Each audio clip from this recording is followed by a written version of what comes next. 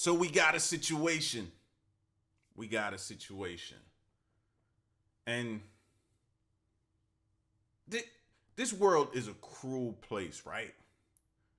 Alone, without people, it's already a cruel place, right? But then when you add in people to it and the things that they do and are willing to do to one another, it just makes you shake your head, man, and just in disbelief at some of the things you hear, see, or come across, right? Here we have, mind you, a woman who's burnt alive, jumps out of a window, and solves her own murder. It's like, what? Why? How? Let's get to it. My neighbor behind my house is laying out and looks like she caught on fire or something. Oh my God, her skin is like off of her body. Oh my God. Honey, stay with me. I'm Officer Stebbins. Just stay with me, okay? I don't know what happened. It just went off, bro. I try to Stop.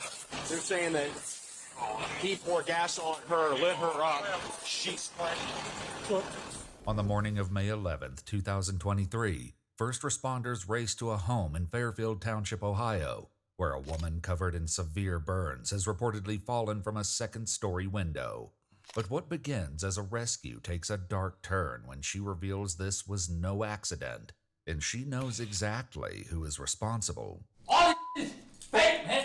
All these people want to work with the devil to try to get me down, man. The following report is based on official police records, and most of the following footage has never been seen before until now. Just after 10 a.m., dispatchers receive a distressing phone call alerting them to a dire emergency. Butler County 911, what is the address of the emergency? My neighbor behind my house is laying out and looks like she caught on fire or something.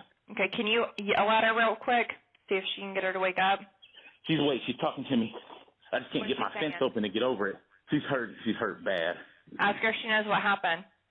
What happened? Someone set her on. He said set her on fire. Your son? No, not the steps. Oh my gosh, bro. I'm thinking it's a boyfriend. I'm thinking it's maybe a spouse. Something heated argument led to something. Last thing I was gonna hear was son or stepson. I thought I would hear, bro.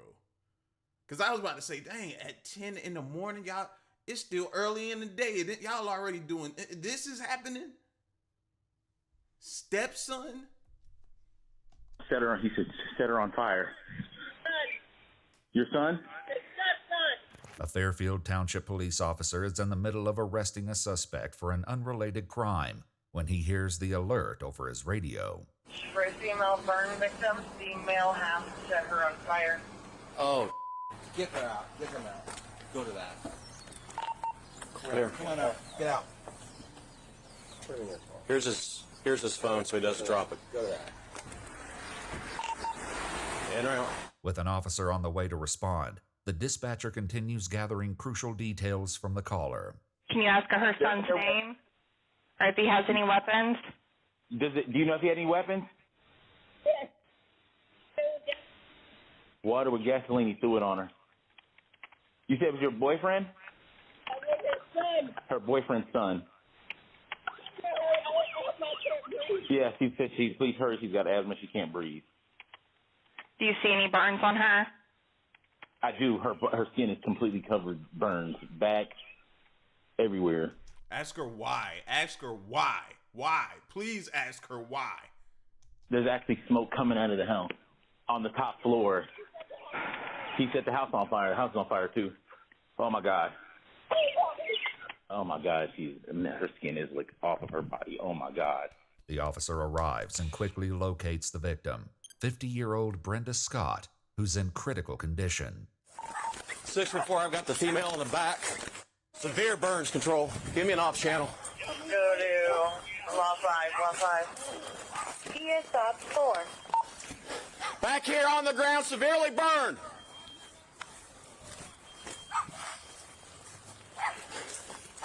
Sir, we're... Honey, stay with me. I'm Officer Stebbins. Just stay with me, okay? I got the medics are coming to get you right now. I got to breathe. Huh? I gotta breathe. Okay. My inhaler's in the house. I can't breathe and they knock my teeth out. At the front of the house, the suspect, 23-year-old Robbie Robinson Jr., can be seen emerging from the front door. He walks right up to a first responder who doesn't yet realize who he is. Thankfully, the officer spots him and takes quick action to secure him into custody. Come to me now. Fire going off in the room. Okay. I don't know what happened. It just went off, bro. I try to. Stop. Till I find out what's going on. Sorry. What happened? Is there anybody else in the house? Who? My stepmother. Your stepmother jumped out the back. Oh, she did? Yes. What's your name? Robbie. Robbie? Yeah. Okay. 6 before I got the suspect. And the fact that he acting like he don't know what's going on is just blowing my mind. Just like like what's going on? Who's in out? What step? Bro, you know what you did. Like, fam, that's what irks me, fam. Like, old as you are. 6 before I got the suspect. In custody. She's in the very back because you got somebody. Yeah, it's bad.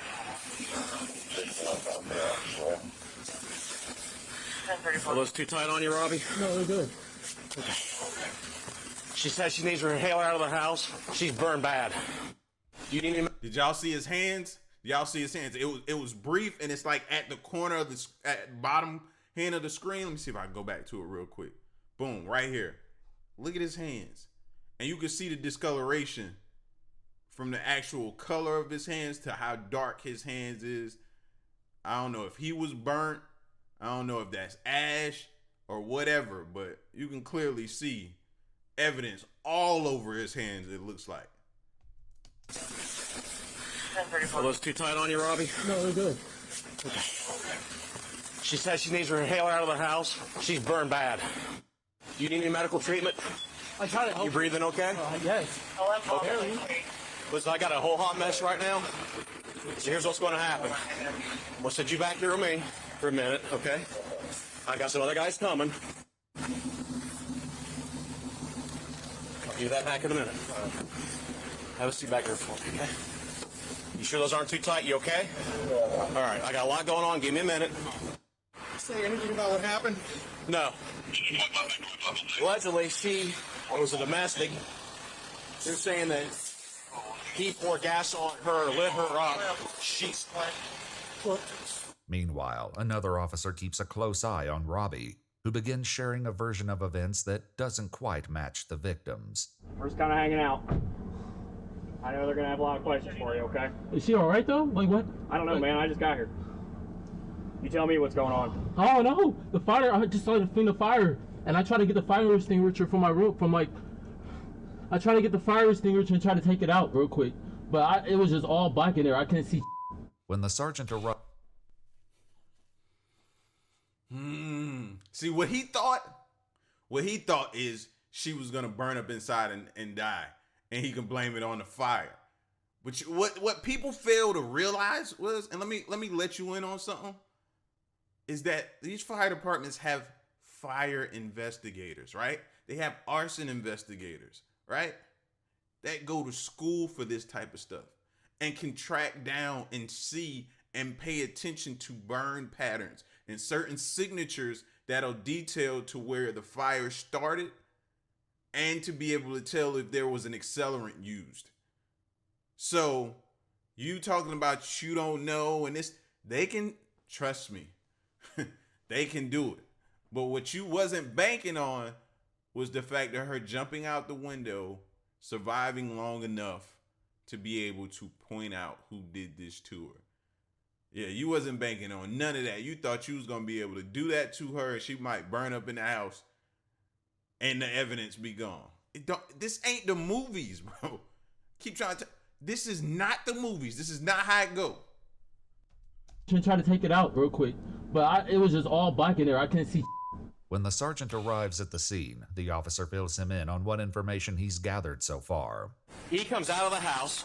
Chief said he was in the house. It's Robbie. He's in custody. He's in the back of my car. I haven't talked to him yet. I get here. She said he knocked out my teeth. She's laying with a mouthful of blood, and she's burned all that. This is the gentleman that called. He's a witness. She jumped out of the second floor window. She's right here. You can see right here, Sarge. Her teeth are busted out. He physically assaulted her before he set her on fire. Alive and conscious, Brenda manages to answer what questions she can. Were they just fighting, I guess? I'm gonna go with yes for now. Okay. Honey, were you guys, honey, did he set you on fire? What were you guys arguing about? Just fighting? What happened? Free to tell you. I know. We're working on it. Okay, you're fine. Though Brenda is unable to give more details, the grim scene inside her bedroom will soon paint a horrifying picture of what she endured. For now, Oh my God. You see the bed, bro? It's like she must have been laying down and he just went in there and probably started pouring and lighting right there. That looked like where the bulk of it is in the bed. Like she was laying in the bed possibly. room will soon paint a horrifying picture of what she endured. For now, the officer meets with the neighbor who reported the incident. Thank you for calling me, man. Oh, no problem. Appreciate you. What did you see? I had a meeting at 10:30, and so I was like, let me let my dogs out real quick. And I let the dogs out, and I just saw her there, and I saw smoke, so I come running over, and I said, what do you think? She said, help me, help me. This exact moment was captured on his home surveillance camera.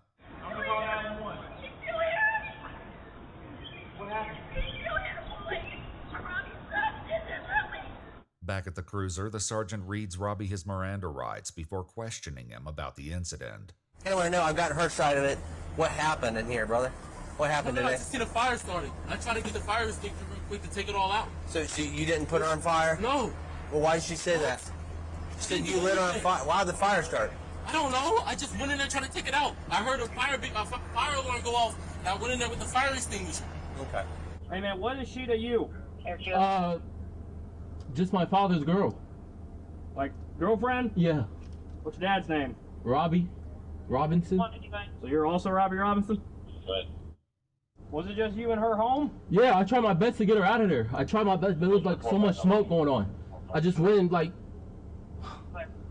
I used the entire fire extinguisher just to get her out of there. I was going to call 911, but I couldn't find my phone. It was so smoky in the room. Okay. Yeah, I saw a lot of smoke coming out of there. Today, what time? Conveniently. You never called, huh? Conveniently. Didn't run to the neighbors, huh? Conveniently. You was just in there with an extinguisher, mind you. And that's another thing, bro. Please, people, stop using extinguishers if you don't know what it's used for. Like, I'll be trying to fight a blaze with an extinguisher. No, fam. That extinguisher is going to do just as much for a fire about the size of a bucket. That's pretty much it. You going in there thinking you finna put out a blaze with an extinguisher, you're just pretty much pissing in the wind. You're not doing anything to help. No. And the fire's laughing at you as it continues to grow. This dude here, though. On my phone. It was so smoky in the room. Okay. Yeah, I saw a lot of smoke coming out of there. Today, what time's the last time you talked to her? No, I didn't really talk to her. They came in. They go to work together. Where was she? Out of Muncie, Indiana, showing status balance. I have no clue. Probably in the bedroom. Okay. I mean, most likely in the bedroom. With Brenda on her way to the hospital for emergency treatment, officers begin searching the home. Though the footage has been redacted, audio from the officer's body cam continues to record as they step inside and make a series of chilling discoveries. Right behind you. Big lighter. Who sprayed the fire extinguisher and all this? We think he might have. After setting it? Potentially, yeah. So if you just watch your feet here where the teeth, if you walk over the other side of the bed there, you'll see where there's the potential bottles. Maybe there's been water bottles she was drinking out of, for all we know. Here's the bottles that are filled with A potential accelerant. It's just discoloration because of the fire. Right. There's liquid that's been used. I know that there's at least two teeth up there that I've seen. Okay. I saw two right there. The one downstairs. You saw one downstairs? There's one right there. potential. For somebody to do that, bro, you had to have harbor some type of anger, a lot of anger towards her. Why though? Why? That's what I was hoping she spit out. Like, why would that person hate you that much to go through that extent to knock your teeth out and set you on fire? That's not just because maybe you and him got together and he's still wishing him and his dad and his mom was together. That's got to be something more. Something more. Like, to make a person go that extent for you? Yeah. That is. So my next question is, I wonder what was used. It takes a lot to knock somebody's teeth out. Be careful. I would say with her teeth being over here, this is where the fight started potentially. I mean, it could have been anything up here. There's a rock there. There's a speaker system. Yeah, there's that one on the floor over there. Which, the way he was lobbing the water, he may have knocked it over. If you walk over here, you can see the blood spatter trail. Here's where she grabbed a hold. She probably climbed out. You can see where she grabbed one. There's part of her skin. There's blood. And she lowered herself down and dropped. See the print? And that's from her mouth. And she was bleeding from the mouth when I got her. There's... Oh, smoke detectors missing? There's one laying on the floor in that room there, sir. I don't know where this one's at. That's an interesting, I noticed that earlier. The evidence suggesting the smoke detectors had been removed throughout the home calls into question an earlier claim made by Robbie. I heard a fire alarm go off, and I went in there with the fire extinguisher. Given Brenda's testimony along with the evidence located in the home, Robbie is placed under arrest and transported to the Butler County Jail, where he promptly calls his mother, Renee. Have you seen the lawyer yet? No, ma'am. Okay, she should be coming there. Don't say nothing to nobody. Say nothing to nobody. Don't say anything. They trying to send some, because they recording us right now. Awake. Yes. Yes. The person is? Yes. Yes. Yes. Okay? So don't worry about anything. We're working on this, okay? This is not going down like this. This is not happening, and we got your back. Meanwhile, investigators meet with the victim's boyfriend, Robbie Robinson Sr., in an effort to determine what could have driven his son. Now, this is going to be interesting. This is going to be interesting. Because how he responds to this, how he says it, I wonder, are you going to be honest, truthful and honest as to what you think happened? Who you going to stand beside in this situation? It's a tough decision for him to make. I want to see how he play this out. With the victim's boyfriend, Robbie Robinson Sr., in an effort to determine what could have driven his son to commit such a brutal act of violence against Brenda.